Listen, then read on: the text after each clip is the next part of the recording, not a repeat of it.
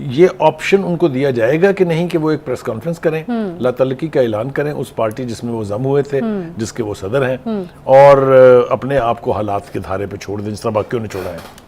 कोई नई पार्टी बनेगी या नहीं बनेगी, कोई नया धड़ा बनेगा कि नहीं बनेगा, वापस अपनी या पार्टी, वापस, यस, बहुत इंपॉर्टेंट तरफ इशारा किया आपने, कि उनके पास भी चौधरी वजाहत की तरह ये ऑप्शन मौजूद है कि वो अपने बड़े भाई से जाके माजूद करें।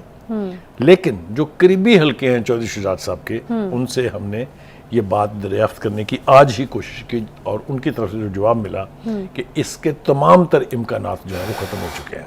लेकिन इस तरफ से भी बुखारी साहब, मोनिस सलाई साहब तो ये कह रहे हैं कि मेरी 2-3 दिन पहले अपने वालिद साहब से बात हुई, उन्होंने यही फैसला किया। दूसरी तरफ बिल्कुल आपने ठीक कहा कि असल में ये बहुत जो करीबी हल्के हैं जो जानते हैं चौधरी खानदान की सियासत को, उनका ख्याल ये है कि परवेज़ इलाही साहब से ये फैसला करवाना कि वो उस पार्टी में जम हो जाए, इसकी तमाम तर जिम्मेदारी उनके बेटे पर है, मोनिस इलाही पर, जो कि अब खुद यहाँ नहीं है, जो कि अब खुद यहाँ नहीं है। मेरे ख्याल से उनके वालिद साहब चूँकि बहुत ही सीजन्ड पॉलिटिशियन है, वो एंटिसिपेट कर रहे थे ये कि बारी अब मेरी भी आएगी, तो ऐसा ना हो कि मेरे बेटे का पॉलिटिकल कैरियर जो है वो शुरू होने से पहले ही कहीं जो कहते हैं वो, तो उनकी तरफ से मुश्किल फैसला जो है वो अपने बेटे के फ्यूचर के लिए जो है वो, तो उन्होंने उनको वक्त से पहले बाहर भेज दिया था। हालांकि यहाँ पर उनकी बेगम के बारे में भी मुकदमात की बात हो रही है। अब प्रेशर तो बहुत ज़्यादा है, इसमें तो कोई शुबा नहीं है। वो बज करते हैं कि नहीं करते हैं, अपनी ज़िद पर कायम रहते हैं कि नहीं रहते हैं, ये बात बिल्कुल वाज़ेह है कि अगर वो अपनी पोजीशन पर अड़े रहेंगे, यानी वो कहेंगे कि नहीं जनाब मैं तो उसी पार्टी का सदर हूँ और मैं तो साथ नहीं छोड़ूंगा, तो फिर उनको काफ़ी मुश्किल मरहलों से गुजरना पड़ेगा।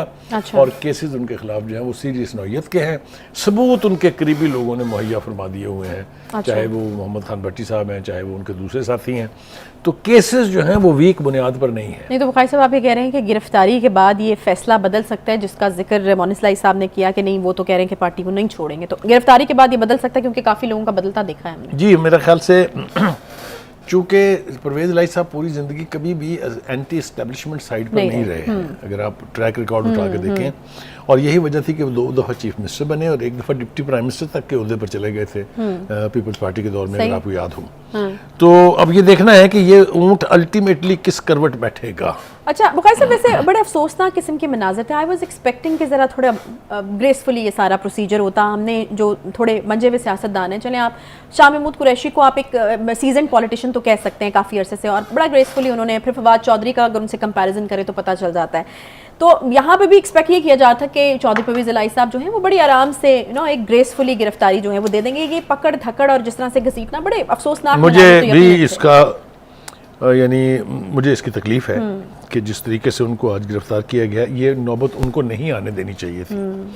वो जिन अहम ओहदों पर रहे हैं, जितनी पुरानी उनकी सियासत है, उनको इंतहाई ग्रेसफुल तरीके से अपने आप को सरेंडर करना चाहिए था, और उन मुकदमात का फैसला करने का यानी मुकदमात का सामना करने का फैसला करते वो, और अपनी ग्रेस बरकरार रखते। जिस तरीके से पुलिस ने उस रात, जिसका मैंने हवाला दिया, उनके घर का रेड किया, उनके घर की तलाशी हुई, उनके मुलाजमीन को पकड़ा गया, फिर एक तवील अरसे से पुलिस जो है पूरी उस रोड को, जिसको ज़हूर राय रोड के नाम से जाना जाता है, दोनों तरफ से नाकाबंदी करके बैठी हुई थी। तो ऑलमोस्ट ये सीज की सी सूरत हाल थी। सही। और फिर आज जो हरकत उनकी तरफ से की गई है वो मेरी समझ से अभी तक भी बालातर है कि एक आम सी गाड़ी में बैठ के उन्होंने एक तरफ का नाका, चूँकि थोड़ा आज रिलीज़ किया था उन्होंने, वहाँ से निकलने घर से वहाँ से निकलने की कोशिश की और धर लिए गए।